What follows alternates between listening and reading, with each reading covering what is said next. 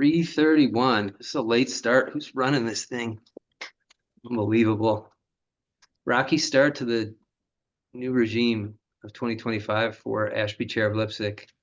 Thank you all for being here. It's good to see everyone.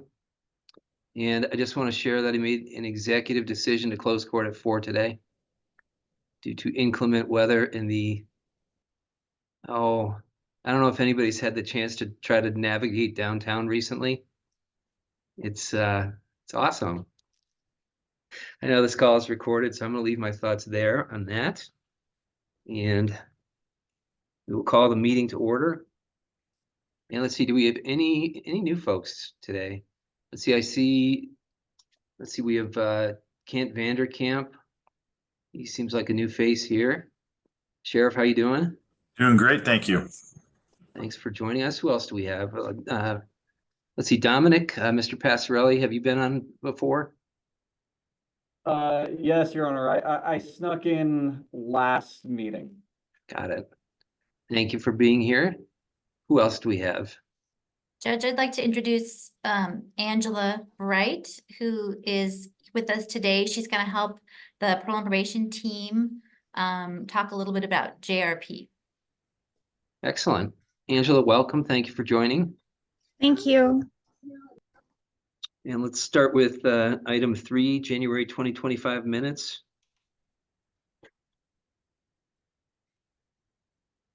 Let's see, has anyone had a chance to review the minutes, and is there a motion to approve? I move to approve. It's Devi. Thank you. And a second? I'll second. Thank you, Chief. And any objection to approving the January 2025 minutes?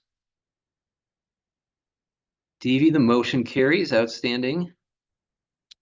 Which brings us to item number 4. Is there any public comment today? Seeing, hearing none. Look, we're almost through the agenda. Item number 5. All right, I will actually kick this off. I know Trevor is listed as this particular action item, and he is here today. I know I saw him. Why am I not seeing him? Is he here? I'm here, Debbie. Oh, perfect. There you are. My eyesight's going. So yes, for anyone who does not know me, I am Devi Holcomb with Community Justice, and Trevor is going to talk a little bit in a second about our Justice Reinvestment semi-annual report. That's a typical common item that we bring to Lipsick just to hear about how the Justice Reinvestment Program is going. But as part of our report this month or this time, we thought it might be interesting to have a little conversation with you, or in front of you at least, with Angela. So as I mentioned at the top of the meeting, Angela Bright, who is with us here today, is currently being supervised at parole and probation, and her parole and probation officer, Mandy Gottney, is also on the line. I failed to introduce her, so hi, Mandy. She's just here for support. So what we thought we'd do is take about 5-10 minutes, and Angela and I will have just a little Q&A with each other, and then open it up for questions. So if with that, Angela, do you want anything else to say before you generally introduce yourself? No, that's perfect. Hi, everybody. I'm Angela Bright, and yeah, happy to be here. Awesome. All right. So thanks, Angela. Just really quickly, so think about, like we talked yesterday, maybe, I don't know, 5-10 minutes or so. Tell us a little bit about yourself to start off. Yeah, so I am 33 years old. I lived in Deschutes County pretty much my whole life since about 4th grade. And I have a daughter who since being released through JRP, she lives with me full time in custody, or she's with me full time. And I've been able to really rebuild my life since I've been able to have this opportunity to be released from jail this time around. Awesome. Thanks. So Angela, tell us a little bit about how you came to be on supervision. Yeah, so I've struggled with drug use throughout my life, and actually this last time around I hadn't been in trouble for a while, and I got a downward, and I actually think Judge Ashby was the judge who ruled on that for me. I got a downward and I was put on probation. And uh, when I got put on probation, there was some complications. I was in a really bad, unhealthy relationship, and I was violating by being somewhere where I had a restraining order. So I went to jail, and typically when you go to jail, when you have a downward and you committed a crime, you go to prison. And I remember very clearly the day that I got told I was going to get released to treatment, asking the judge at the time just to give me like one chance that like I have a daughter that's really important to me and like I would make something out of it. And I was blessed to get released to a treatment center. And I've actually been clean and sober coming up on 7 months since. That's so great. Thank you for sharing that. Yeah. So when you come into parole and probation, meet with Mandy or do other things, sort of what does that look like for you on supervision? What might your activities be, or describe that for us a little bit? Yeah. So, I think I mentioned last night when we were talking, like, when you're clean and like you don't really have anything to hide, like it's a lot different than like when you're like struggling, right? And so in the beginning it was like in office, or she would come to the sober living house where I was at, because I do have my daughter and I don't drive right now. So we would meet pretty once a month at least, regularly. Now I qualify for the EDIS program, and I've been paying off like my fines and stuff like that. And so I'm in a class called Moving On. And so, and that's every Thursday for 2 hours at the parole and probation office. So typically Mandy pops in, we check in after class. She came and saw my new house. I have a new home for me and my daughter. She came by here, and honestly, I feel like sometimes she's my journal. Like we send emails and check in with each other. And like if I'm struggling with something, I tell her and I just talk to her about it. And so that's kind of our communication. Yeah, lovely. Nice. Yeah. We talked a little bit last night too about, all the academic research about what is really helpful for women on supervision. And that kind of relationship that you just described is really part of that, where you do feel there's a support there, not just someone watching over you. And of course, that's partly up to you. And that's also Yeah. partly up to us though, right? To make sure that we can Yeah. extend that opportunity. So I'm glad that that's happening for you. What's been one thing, if you could pick just one thing, that's been different for you this time on supervision or that really worked? I got clean. That's been the one thing. I've done like seriously, everything like required of me. I got out and just got to it. And, like I had said, since I'd had my daughter and like things were really tricky and I was in that bad relationship, I had mentioned, that like all I wanted was to have a house and my daughter. Right. And I have that now. And so for me, really the key to that was getting clean. And then I would say too, like, once I had a clear head and was able to see like things for what they are and the people that were in my corner, I really like see like Mandy as an asset. Like I'm not afraid of her anymore, right? Like I mean, like when you're, and I'm not, I'm just being honest, and I love her to death. Like she's an amazing PO and I trust her. Like, and it wasn't always like that though, right? Like it doesn't start like that typically, like especially if you have something to hide. Like, and so she's a great resource for me right now. And like, and there's really nothing I could like, because I'm not really doing anything wrong, and like if I have an idea that I don't think is maybe the best or whatever, or how to handle something involving, especially like typically when I mean maybe not the best, is just how to move forward, like with like putting that separation between my kid's father and I, and like how to move forward with custody stuff, and she's just been a great resource for that. But I would say being clean and like really like having nothing to hide and just really like taking the recommendations seriously, but I would say as adults, when you're an adult and having another adult tell you how to live, like that can be really hard, right? Like especially like if you've been in trouble, like I've been in and out of the system for a long time since I was a teenager. I went to the juvie in our county, and I would say that like I don't think I have authority issues necessarily, but like when you have like you really like life is all about like your own experience and like I've recently like Mandy like and I had a conversation with something, and like she trusted like my judgment on something, And like, it honestly like reinforced my own trust in myself, because if she could trust me in what I was doing, I knew that I could, you know, and like, and that was a gift, really, like, honestly. Nice. That's really lovely. Well, I know Mandy a little bit, and I told you too, if she's proud of you, you have done something very well, and that work is, to your credit. And she's a very good judge of character. So, Yeah. to conclude, for the group, and if you want to share what we talked a little about yesterday, that would be great. Or if you've thought about something else since, what is one piece of advice you would give to this group of public safety leaders that might improve, life or outcomes for people on supervision? You know,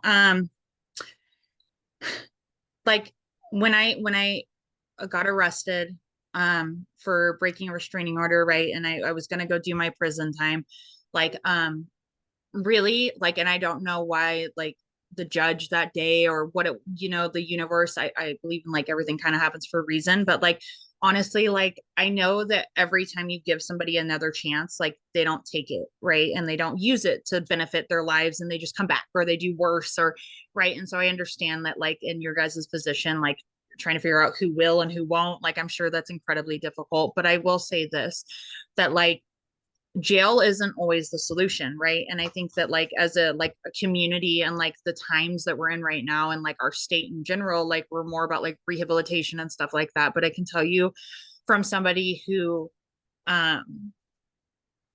like with this chance, like, and I knew very clearly like that if I did anything wrong, like that was my only one chance. But honestly, like I've have a better life today than I've ever had. And so what I would say is like, if somebody's doing like heinous crimes, obviously, please don't keep releasing them. Like that's horrible, right? Like, but in some situations, like giving people a chance that like, instead of just taking their life away and putting them in prison, like my daughter, it's like doing so much better. Like it didn't just affect my life, it affected the lives of my child, who I just recently found out has special needs, and like, and if I wouldn't have gotten released and gotten out, like she left her dad with a black eye, like, so like she'd be in foster care right now, so like jail isn't always the solution. And I think you guys probably all mostly agree with that, but I would say that it can be that like some people will make the most out of those chances, even if they've been told it's their last, and some people aren't ready. But I will say that like me getting this one last chance has like honestly blessed my life in so many directions. And I did a lot of work for that, right? Like, and I've made decisions, but like I have so much purpose, more purpose in my life than I've ever had. My daughter is thriving, I'm happy, and like life is good. And I'm working on giving back to the community myself, because it's important to me as well, and things aren't perfect, but they are far better than they've ever been, and so just maybe trying to find ways of not just stopping somebody's life and putting them away for a long time, that can be really disruptive, and not just to themselves, but to their children, or to their sick parents, or to whoever, like it's just not always it doesn't get dealt with. And then when you're in jail, you're around not healthy people, and so I don't know how you decide who's ready and who's not. And so that I guess would be really difficult. So I understand that. But I am just saying that like I was ready, and I am beyond grateful. And my daughter's grateful. She can't say that, but I know she is, because she's happy right now, and so am I. So yeah. Thank you, Angela. Yeah, that's lovely. I mean, I think we can help make that decision, better and better as we know more and more, and working with you and the gift you're giving us to tell us about your experience is going to help us, that little bit more, help us to understand and make some space for different kinds of decisions. So I really appreciate your time. Thank you. Is there any last thing you want to share before we move into our more, the other part of our JRP report? No, just really wanted to say thank you, you guys. And, I'm like halfway through. I had some credits roll over, and so I'm halfway through a bachelor's in human services. And like my goal really is to be able to give back to our community. I recently like opened a new women's meeting at Literature. It's a 12-step program meeting.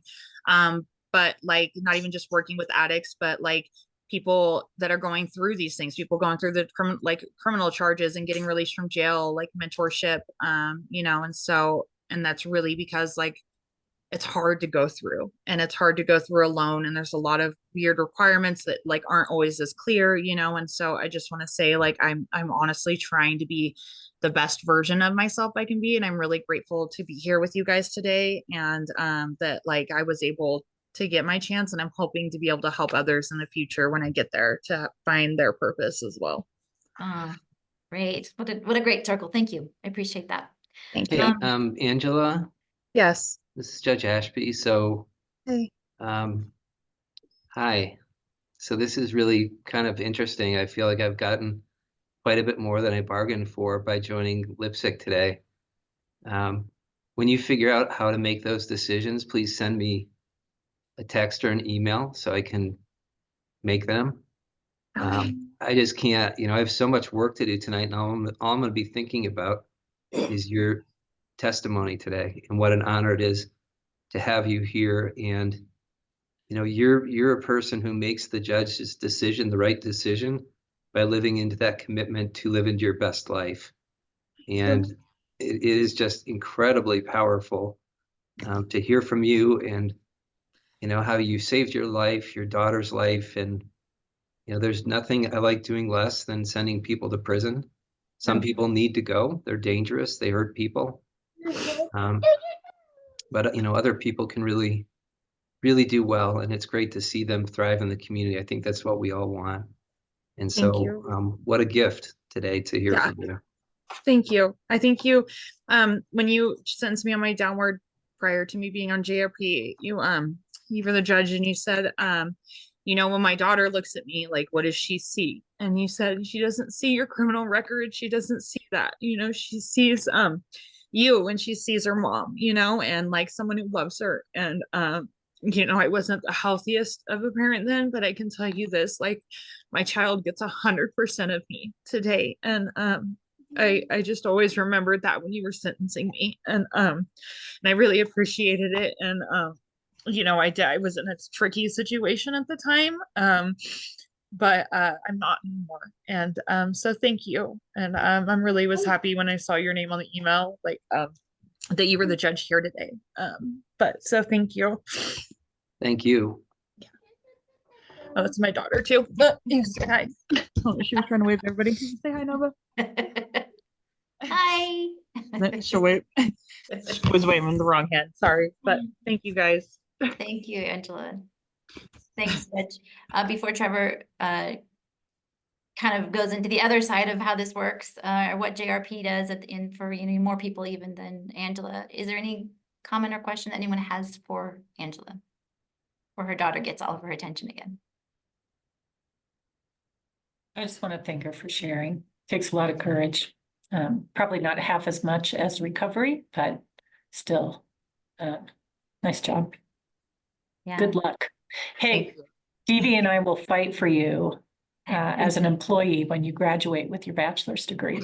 Thank you. I would really like that. Actually, I really, really would. I don't know how I would fit. I don't really see myself as a PO type person, but maybe just someone that's in the middle, you know, like, I don't know. We But, have jobs I like would- that. We have jobs like that. Hey, Come we talk have to jobs us. like that. We can It's always already make new beginning. ones too, you know, that's the best thing about it. Like, There you go. Yeah. but Yeah. thank you, ladies. Thank you. Awesome. All right, thank you. So yeah, Trevor, you want to take it away? He won't, could possibly not follow that up, I'm sure. But with his difficult task, he just has a really couple quick slides to summarize our report on JRP, Justice Reinvestment Program, which is the program Angela was in. And just one thing, she did use an acronym called EDIS. I don't know if you heard her say she's on EDIS. That is EDIS. It stands for early discharge. So when a person on supervision is able to get through all of their things and is doing really well, they are eligible to be removed from supervision and move on with life earlier than their actual sentence to term. And so it sounds like Angela is on her way to doing that. So with that, Trevor, kick it off. Thanks, Stevie, and thanks, Angel, for sharing. So I'll go ahead and move into the report. A full copy of the report was provided as a part of the agenda, but so I just have a couple key high points to provide for you guys, and then I'll ask for your approval. So give me a second. Let me share my screen.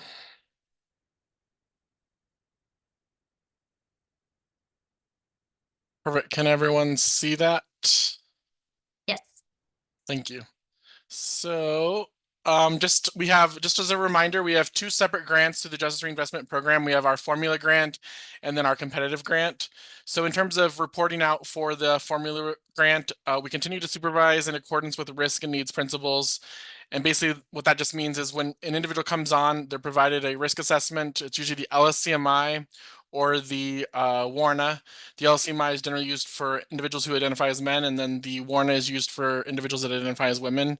And that just kind of gives us an idea of how to work with that client, their risk, and what are specific target areas that our POs can work with to help them get through supervision. So with our JRP grant, we're still continuing to utilize transitional housing, sober housing, just different stability options, treatment, and just barrier reduction services. We have our contracts with the Bethlehem Inn and Pfeiffer and Associates.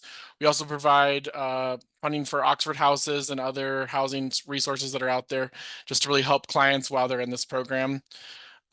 We still have our CBT programs or cognitive behavioral therapy programs. We have MRT, which is for men on supervision. That's moral recombination therapy.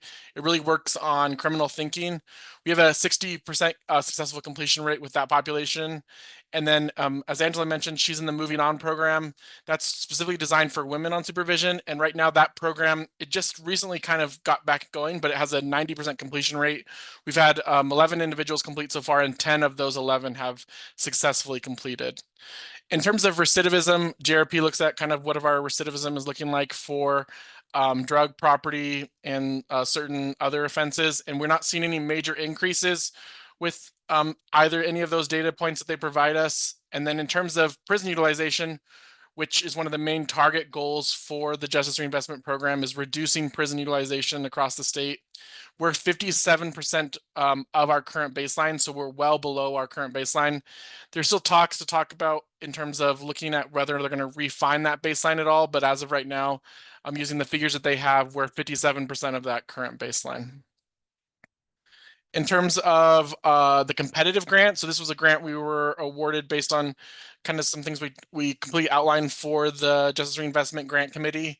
One of the big things was our implementation of our gender responsive services, which Angela was one of the individuals that started out we're just going through some of those services, and specifically Moving On is one of those. We also have a contract with Imperfectly, which is a community organization that works directly with our female clients, and they work on things like budgeting, other things, just another resource for those clients. We've also implemented gender specific caseloads.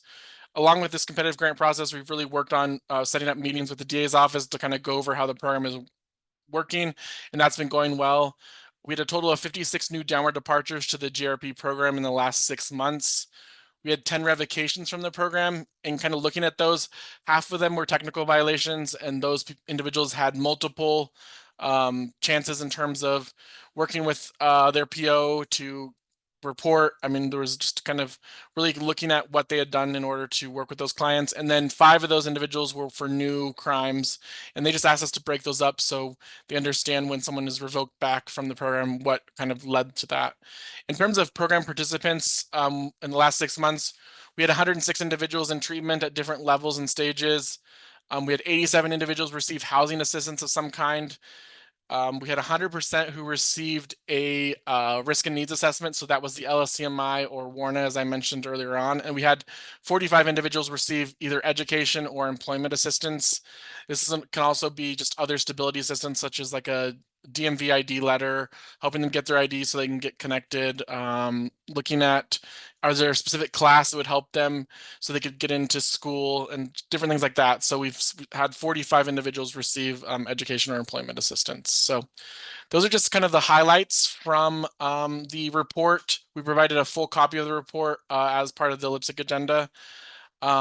Any initial questions that come up for anyone?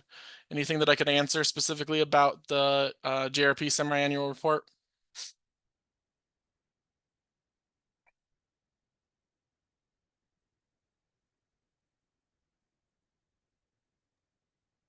And if there's no questions, we would need just a motion to approve a submittal of the Q5 and Q6 JRP semi-annual report. Thank you. Is there a motion? So Terry, moved. you always do such a great job. I'm happy to make a motion to accept the Q5, Q6 annual report submission. Thank you. And a second? I'm happy to second it. This is Nick. Thank you, Nick. Any opposition? All right, the motion carries. Thank you. Thanks, everyone.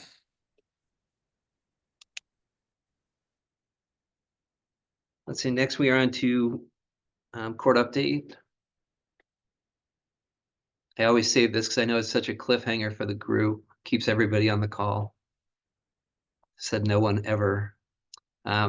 First of all, I do want to point out, you know, the incredible work that, you know, community supervision is doing. And I think, you know, a women-centered and focused program is just pretty amazing. We heard some about this last month, and, you know, it's one thing to make the decision in court. It's another thing to execute it, you know, like Angela has and like DV's team does.